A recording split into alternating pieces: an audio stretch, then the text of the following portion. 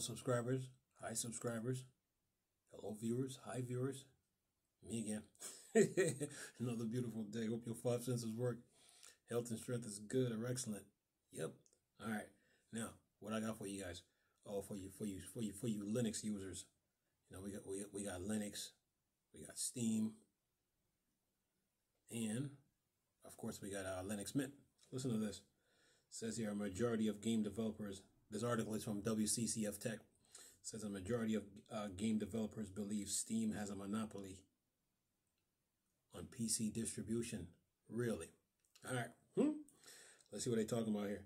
It says here a new white paper published by Rocky, a platform for PC game distribution, reveals that in a survey conducted by Atomic Research, which asked 306 executives at game studios, 67% of them from the US, with remaining 33% from the UK.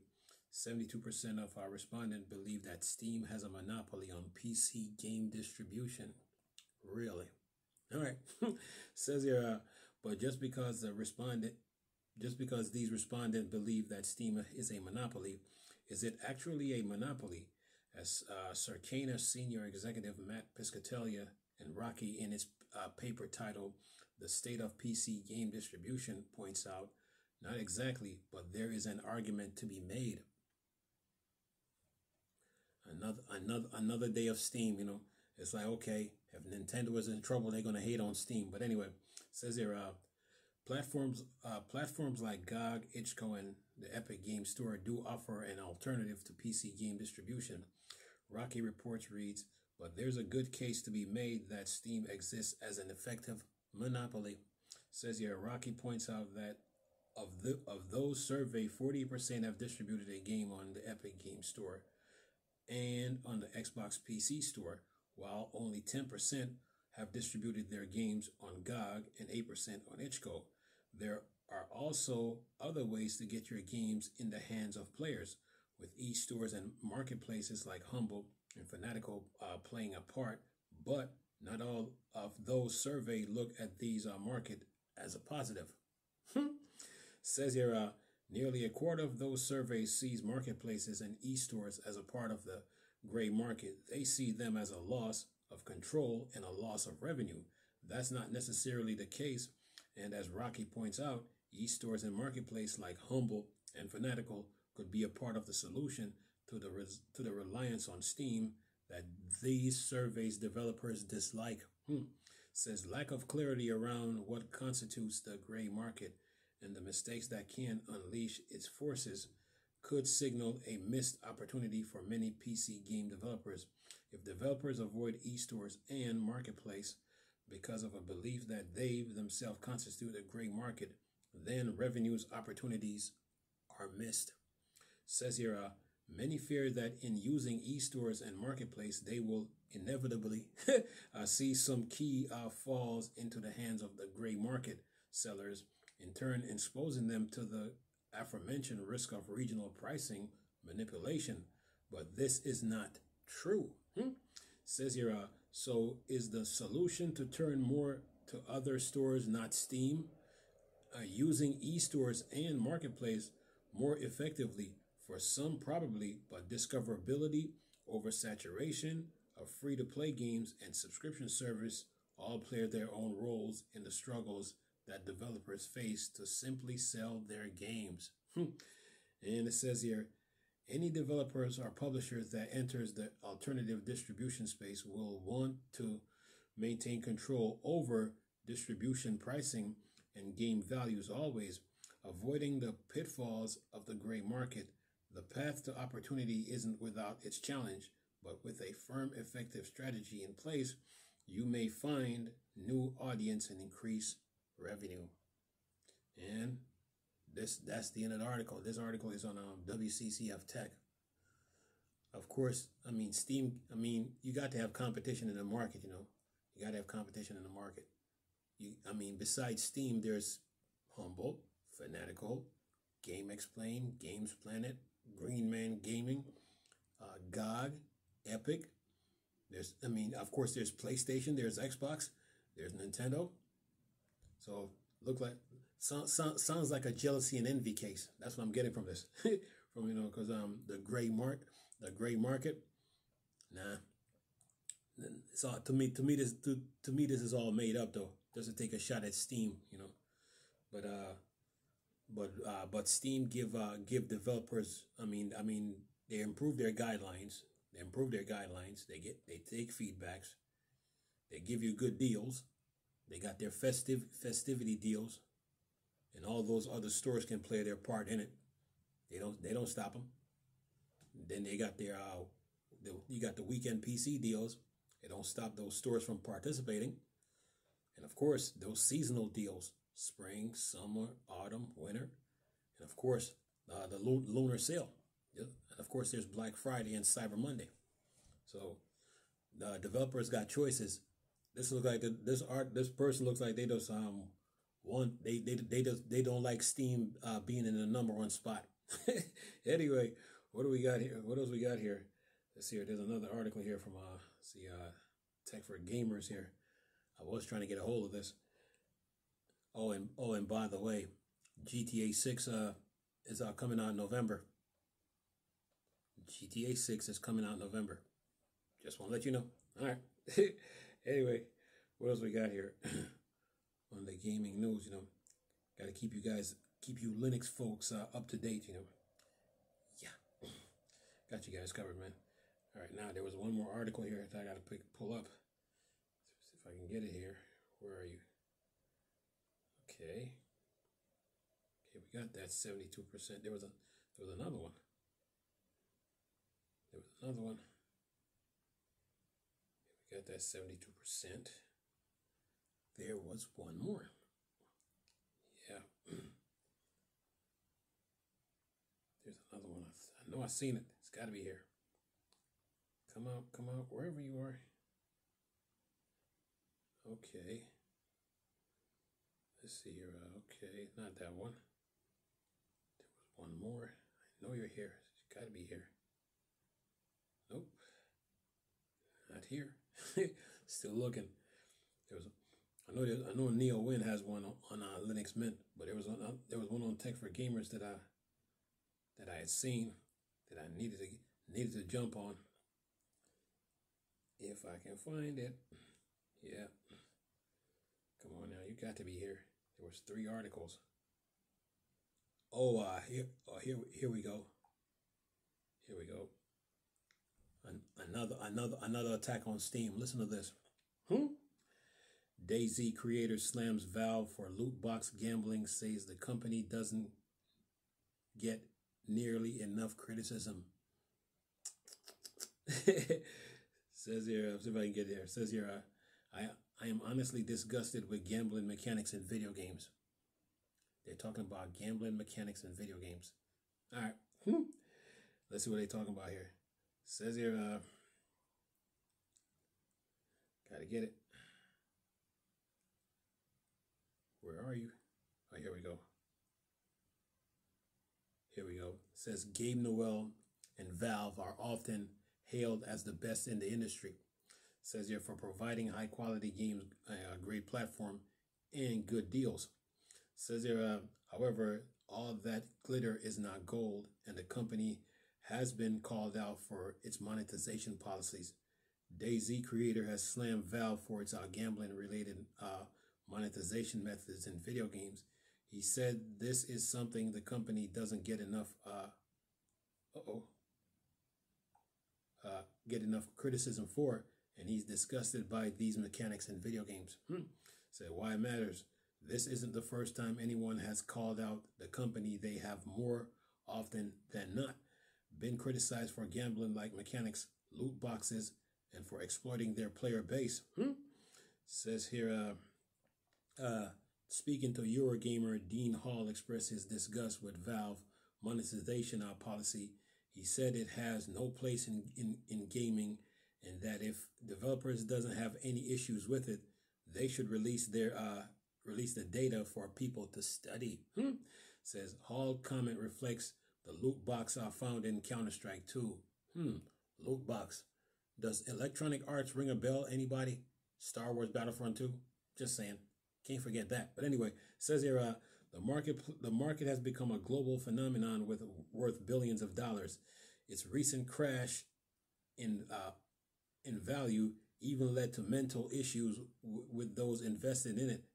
Says here, then he says in all black, it is something I think Valve does not get anywhere near enough criticism about. I am honestly disgusted with gambling mechanics in video games at all. Dean Hall. I'll address him. I'll deal with him. Says here, loot boxes are also criticized for causing distress among players. Therefore, Valve changed them slightly so players now pay for what inside the what's no. So players now pay for what's inside rather than the box itself. However, it is still unhealthy for many. Then it says, all in all, while most people do love Steam as a platform, they share Hall's sentiment about Valve's monetization policies, and we saw from recent crash that it can harm people's mental state. Says, what are your thoughts on Valve's loot box monetization mechanics in its games? All right. See, everybody want to blame mental state. They don't want to hold themselves accountable. But like I've always told you, viewers, when it comes to video games, know what you can handle, know what you can stand, know what you like, and know what you dislike. I've always told you, never blame video games for your problems. When it comes to video games, the final decision always comes down to you. So you should know what you can handle, what you can stand, what you like, what you dislike, all of the above. It's not Valve, it's not the video games. It's you, the players. Yeah, you. it's you. So you can't take the problem that you're dealing with and then try to dump it on Valve and say it's Valve's fault. Oh no. Okay, now as far as loot box go, we know what EA tried to get away with, but the players discovered it and exposed them, and the Star Wars universe went off. I mean, Counter-Strike is one thing, but that Battlefront situation, Battlefront 2, EA will never get away with it. We will always remind the gaming universe about that. But anyway, but when it comes to video games, though, never blame video games for your problem. You're supposed to know what your strengths and weaknesses are in video games and what you can improve. And gambling is a choice.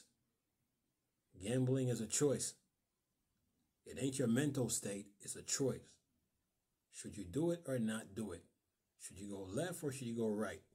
Just saying. So it's your choice, man. So you can't blame you can't blame the game, man. You have to look at yourself, because video games do expose your weaknesses. Video games do expose your weaknesses, and you got to work on them and improve on them. You know what I mean? A video game will expose.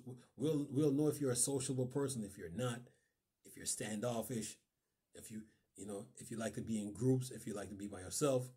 Video games expose all that, so you can't hide. You have a role in this, players. I'm just saying, you just do. I could sit here and talk a long time about this, but gambling mechanics in video games, it comes down to the players. Should I gamble or should I not gamble? And if you have a weakness with gambling, then that game ain't for you. I'm just saying. Even the people in the real world that gambles, they know the rules of the game. They know the rules. They know the rules. So if they know the rules to the game in the real world in the casinos, then the same rule applies in video games. Sorry, what's his name? Matt Piscatella. Sorry about that, but you're wrong on this. It all comes down to you, the player. Anyway, all right. Let me get one more here. See if I can get another one here. What do we got? Let's see here. NeoWin has something on Linux here. Let me jump all over them real quick. Linux Mint. But when it comes to video games, though, you supposed to know what you like or you dislike, what you can stand. Before you have a choice to bring this stuff into your house or apartment or not to bring it. I'm just saying, you humans, man, so you can't blame video games for your problem. I'm just saying. Y'all probably looking at me like, huh? Anyway, let me see what I got here. See what I got here on the Linux front here. Yeah, so GTA 6 delayed again. Yeah. Now for you Linux Mint users, what I got for you? See if I got something here. Let me knock this out real quick. Get this done. All right, what do we got here? Linux Mint is getting an improved Cinnamon menu and new troubleshooting tools. See? Updates. They just roll in. All right. And we got 2 comments here. Can't wait to see who's in the comment section. Anyway, this article is on Neowind. It says here, in a new month, and the Linux Mint team has released its report on works done for last month, October, on many different components of the distro, including Cinnamon DE. Says here the team worked on the Cinnamon menu applet, adding an option that will let you reposition the search bar to the bottom of the menu. They also added a setting to move the system button, like the ones for shutting down and setting over to the sidebar, instead of having them locked at the bottom. Says here troubleshooting is also getting improved with some big changes to the whole system report tools. The developers are renaming it to system information to better reflect its expanded capabilities. It now has a 4 new page, namely USB, GPU, PCI, and BIOS. The USB page gives a detailed view of the connected devices, grouping them by control so you can check connection speed and power usage against the control maximum.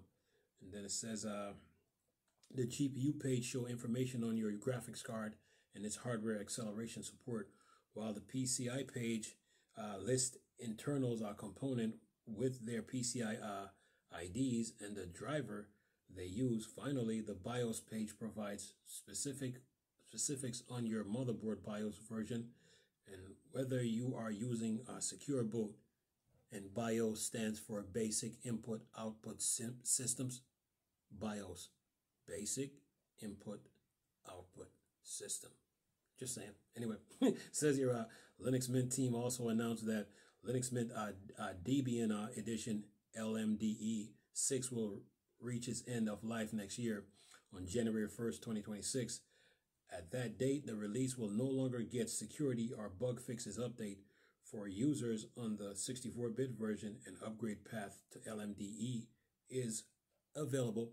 Then it says, unfortunately, there's no upgrade path for those on the 32-bit version, as upstream projects like Debian and Mozilla have dropped support for the architecture.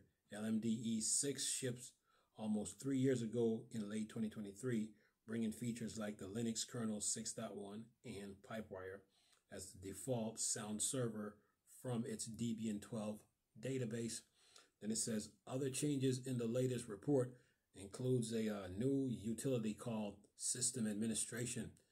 This tool is focused on tasks that requires elevated privilege. Its first features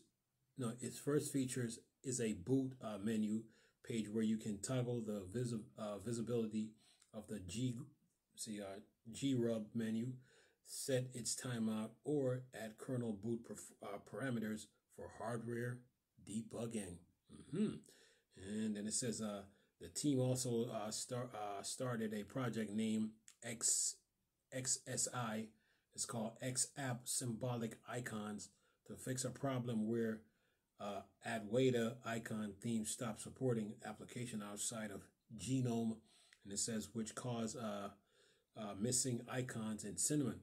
Then it says all the core Mint projects have made the switch to XSI. Yeah. And that's the end of the article. This article is on Neowind. Now, let's see who we got in the comments section here. Who do we got? Step up to the plate. Who do we have? Who do we have in the comments section here? Let's see here. Thardis says here, after looking at the original blog post with more screenshot and info, yes. This is so great. This is the kind of vision that will propel a distro forward towards more adoption. Practically nice option, ease of use, and standing applause. he loves it. And then Leon said this. He says, this is exactly why Linux Mint is one of the best distros. one of the best distros. There's others, you know, there, and I'm sure the others are going to follow suit after what Linux Mint is doing here. Yeah, they're going to follow suit, or they probably already started already. So, you know, Linux got a lot of distros. So, yeah, they're good. They're good to use. Real good to use, by the way. And when it comes to computers, you know, it's good to have an Apple computer, Windows computer, and Linux. Never sell yourself short. Just saying. Just saying. But yeah, a lot of distros are gonna follow this. Oh yeah, follow this this ease of use, so that the users can get more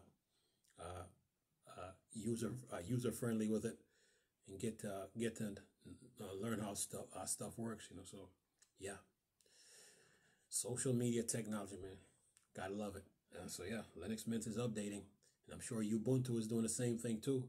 So is XFCE, and so is Fedora, so is Debian, yeah, Slackware, yeah, Puppy Linux, yeah, all those distros, they're gonna be following suit, you know. So yeah, 4 new pages now: USB, GPU, and PC. USB stands for Universal Serial Bus. Okay. GPU stands for Graphics Processing Unit. I'm sitting here messing with you all. I'm sitting here messing with y'all. Of course, there's PCI, so, and BIOS. So yeah, I'm sitting here messing with y'all. But yeah, Linux is getting better, man. So communications, you know, communicating with the developers, it helps them, you know, give them feedback, you know. And by the way, a little side note: there's no failures in video games.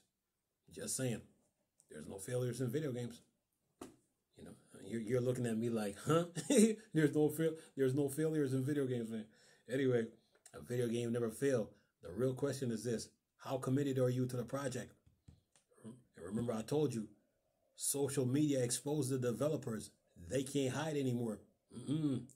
They got to talk to the users. Yeah.